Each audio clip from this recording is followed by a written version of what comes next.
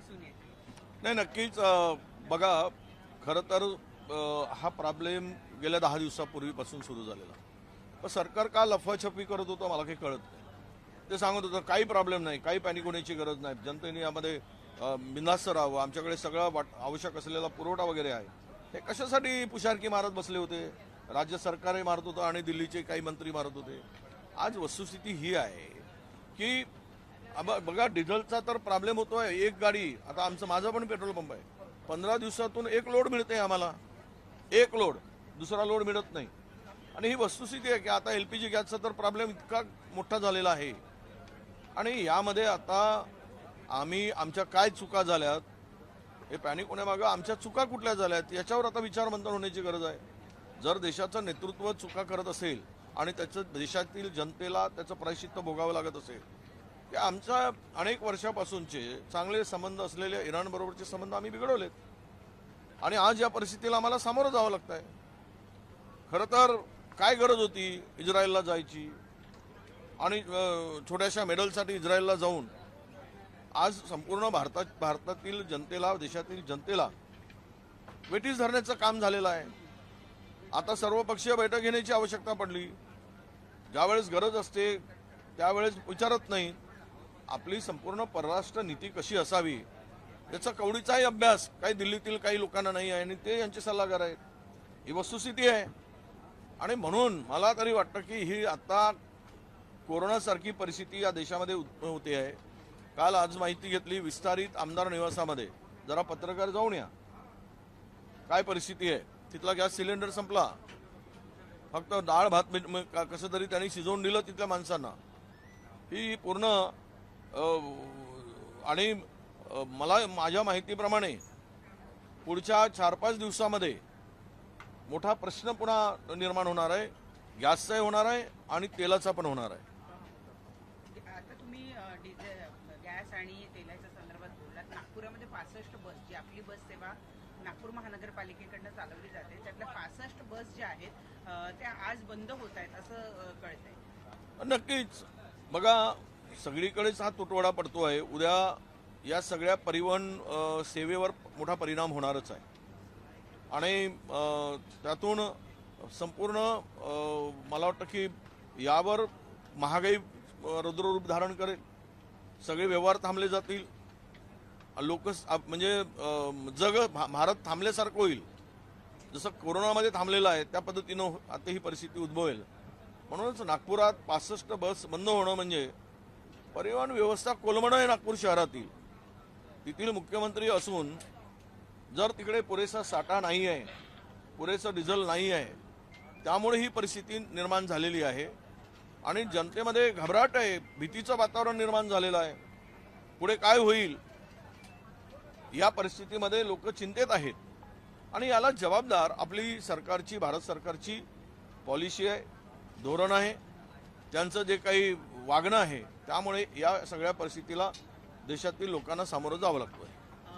शिवलिक संस्थान, ज्याच्यावर रुपाली चाकणकर या संचालिका सुद्धा आहेत, त्यांच्या सदस्य आहेत, सगळ्या संस्थानाची SIT मार्फत चौकशी सुरू आहे असं स्वतः मुख्यमंत्री यांनी सांगितलेलं आहे. अशात रुपाली चाकणकर यांच्याकडे राष्ट्रवादी पक्षाचं महिला प्रदेशाध्यक्ष एवढं मोठं पद आहे, त्यामुळे वेगवेगळ्या स्तरातून मागणी होती आहे की त्यांना त्या पदावरून सुद्धा काढलं गेलं पाहिजे.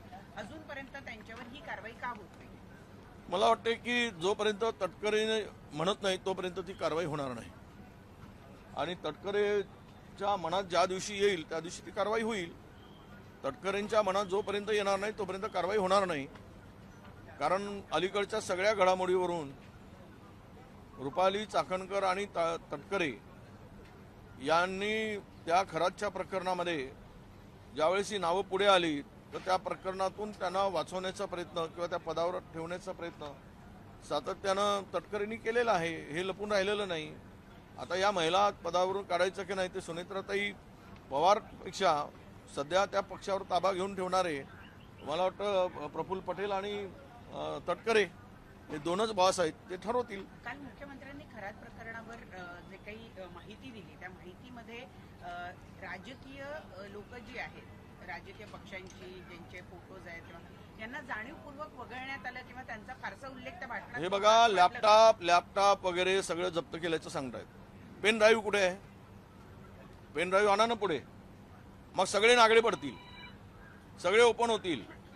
कोण कोण या खरात याच्या भोंदूचे भक्त आहेत आणि कोण कोण या भोंदूची सेवा केली आहे पायापासून डोक्यापर्यंत, तर ते सगळेच पायापासून डोक्यापर्यंत सगळे ओपन झाल्याशिवाय राहणार नाहीत, नागळे झाल्याशिवाय राहणार नाहीत. मी जबाबदारीनं सांगतो, जर ते पेन ड्राईव्ह पुढे आलं तर मंत्रिमंडळातील 2-3 लोकांची विकेट जाईल, पण ते आणू शकणार नाहीत. ते प्रकरण दाबल्यात जाईल आणि सोयीचं जेवढं आहे तेवढंच ते पुढे आणलं जाईल. उद्या मला वाटतं की या सगळ्यामध्ये पुरावाच संपवण्यासाठी खरातचा एन्काउंटर पण होईल, एवढं मोठं हे प्रकरण आहे. सर, अशोक खरातच्या बाबतीत अजून एक वैभव अशोक खरात होऊ दे ना पूर्ण. नाही, असं आहे की कुणाचंही सरकारचा प्रमुख हे आपलं सरकार सेफगार्ड करणारच. आता मंत्रिमंडळातील पक्षातील दुसऱ्या पक्षातले राहो की तिसऱ्या पक्षातले राहो, सत्तेमध्ये सहभागी असलेल्या लोकांना वाचवणं हे मुख्यमंत्री करणारच. त्यात काही नवं आहे असं मला वाटत नाही. जयकुमार गोरे. नाही, आता खरं आहे ना, पाणी दिलं कोणी दिलं म्हणून तिकडून ते सागरजी, ते आपले भातखळकरजी म्हणत होते. आता मंदिराला त्या खराच्या ट्रस्टला दान कुणी दिलं तर जयकुमार गोरेजींनी त्यांच्या खात्यानी, आपले रावल, गोरेजी नाही, रावल यांच्या पर्यटन विभागाने ती मदत केल्याची माहितीच आहे. आता 1,87,00,000 रुपयाची आणि बांधकामासाठी दिलेत. हे सगळं पाहिल्यानंतर सरकार अर्ध सांगतं आणि अर्ध लपवतं. ज्या गोष्टी सोयीच्या आहेत त्या पुढे आणायच्या आणि ज्या गोष्टी गैरसोयीच्या आहेत त्या दाबून ठेवायच्या. हे संपूर्ण प्रकरणामध्ये राजकीय नेते असतील किंवा IPS किंवा पोलीस असतील किंवा IAS असतील, IPS असतील, हे वरिष्ठ जे काही अधिकारी आहेत, याच्यामध्ये यांनी अनेकांनी हात धुवून घेतलेले आहेत. हात धुवून घेतलेत, आपलं उखळ पांढरं करून घेतलंय, काही लोकांनी त्या खरा करून लुटूनही घेतलाय. हे सगळी चौकशी आता SITच्या माध्यमातून पारदर्शकपणे पुढे येईल यावर आमचा अजिबात विश्वास नाही. अत्याचाराबरोबर घाटकोपर प्रकरणातला जो अहवाल आहे, घाटकोपर होर्डिंग अपघात प्रकरणाचा जो अहवाल होता, तो आधी तर सगळ्यांना वितरित करण्यात आलेला नव्हता आणि नंतर तो मिळाला. त्यावेळेला असं लक्षात आलं की सरकारी अधिकारी, रेल्वे प्रशासनाचे अधिकारी आणि स्थानिक लोक यांनी मिळून कटकारस्थान करून ती जमीन पेट्रोल पंपाला दिली आणि त्यानंतर तिथं इतकं भलं मोठं होर्डिंग लावण्यात आलंय. कटकारस्थान करण्यात आलंय म्हणजे जास्ती लोकांचा सहभाग आहे असं म्हटलेलं आहे. जी कारवाई होते ती पुरेशी आहे असं वाटतं? नाही, कारवाई इंटेन्शनली केली गेली. त्यावेळेस एखाद्या अधिकाराचा बळी घ्यायचा आणि तोही त्या आयडिओलॉजीच्या विरुद्ध असलेल्या अधिकाऱ्याचा बळी घ्यायचा, हे प्लॅनिंग करून त्यावेळेस झालेली कारवाई होती. त्यावेळेस सुद्धा आम्ही हीच भूमिका मांडलेली आहे. पण आज सत्य उघड होते, हे या गटामध्ये अनेक जण आहेत, पण सरकारने त्यावेळेस ते लपवलं. आता अहवालातून पुढे आल्यानंतर सुद्धा या अहवालाच्या नुसार त्याच्या खोलवर जाऊन कोण कोण त्यामध्ये सहभागी आहेत, कारण इतक्या लोकांचा जीव गेल्यानंतर तिथे कारवाई होण्याची अपेक्षा आहे. पण ते करतील की नाही, सोयीचं काम होईल तेवढंच चाललेलं आहे राज्यात. त्यामुळे मी त्यावर आज बोलण्यापेक्षा मी ते सगळं बघतो आणि मग सरकारला पत्र लिहितो आणि कोण कोण दोषी आहे त्याच्यावर कारवाई करायसाठी आम्ही विनंती करू सरकारला. युद्ध के बीच हिंदी में युद्ध के बीच जो है प्रधानमंत्री ने आज ऑल पार्टी मीटिंग बुलाई है. प्रधानमंत्री पहले ही सदन में कह चुके हैं कि कोविड जैसी स्थिति से निपटने के लिए तैयार रहे सब. तो अब यही नहीं बताना चाहिए कि थाली बजाओ और ताली बजाओ, ये नहीं बताना चाहिए, नहीं तो फिर मुश्किल हो जाएगा. इससे कोई ये समस्या का हल होने वाला नहीं है. समस्या का हल करना है तो आज जो परिस्थिति है सबको लेकर परेशानी जो बड़ी है देश के सामने, और किस लिए ये परिस्थिति सामने आई, क्यों हमारे ईरान के साथ में जो संबंध थे, जो रिलेशन थे, हमारे एक अच्छा व्यवहार चल रहा था, इसको हमने क्यों तोड़ा? वो इजराइल के चक्कर में, क्या पैगासस के चक्कर में तोड़ा है? यही सब बातें सामने आती है. तो हमें अब सरकार की जो परराष्ट्र नीति होती है, फॉरेन पॉलिसी होती है, उसमें सरकार गलती कर रही, इसका भुगतना महाराष्ट्र अपने देश की जनता को पड़ रहा है. अब इससे कैसे संवरना, छुपा क्यों रखे थे? सब बोल रहे थे, पहले महाराष्ट्र की सरकार भी बोल रही थी, केंद्र की सरकार भी बोल रही थी कि कोई पैनिक होने की जरूरत नहीं है, हमारे पास में सफिशिएंट स्टॉक है, वो एलपीजी गैस हो या ऑयल की परिस्थिति हो। आज जो परिस्थिति आई है ये वार के बाद, इसके लिए जिम्मेदार तो सरकार है ना। ये परिस्थिति क्यों आई, हमारे रिलेशन क्यों खराब हुए? अब ये बोलते हैं कि कल प्राइम मिनिस्टर ने ईरान से बात की, ऐसी बातें चल रही थी। ईरान ने साफ मना किया, हमारे से कोई बात नहीं हुई। तो देश के जनता को गुमराह क्यों करते हो आप? अब यह परिस्थिति में आज के इसको कैसे हैंडल करना है? आप सब ऑल पार्टी मीटिंग में इसके बारे में चर्चा की है, चर्चा हो जाएगी, पर एक तो बात यह है कि परिस्थिति देश के सामने गंभीर है और बहुत सारे जगह में अगर ट्रांसपोर्टिंग पूरा का पूरा बंद हो जाता है, घरेलू गैस नहीं मिलती है, तो जनता रास्ते पर उतर आएगी और उसको सरकार को जवाब उसका देना पड़ेगा। ऑल पार्टी मीटिंग में जो है राहुल गांधी नहीं जा रहे हैं। अब सरकार ये कह रही है कि विरोध तो कर रहे हैं, लेकिन जब चर्चा के लिए बुलाते हैं तो राहुल गांधी नहीं आ रहे हैं उसमें। नहीं, राहुल गांधी जी कोई काम के वजह से व्यस्त होंगे। प्रियंका जी गए, उसमें जा रहे हैं, बाकी भी लोग जा रहे हैं। ऐसा नहीं है कि नहीं जा रहे हैं। कांग्रेस पार्टी उसमें ऑल पार्टी मीटिंग में शामिल हो रही है। अशोक खरात पर सरकार की मेहरबानी थी, 1.5 करोड़ रुपए के आसपास दान दिया गया। अब मेहरबानी तो बहुत सारों की थी।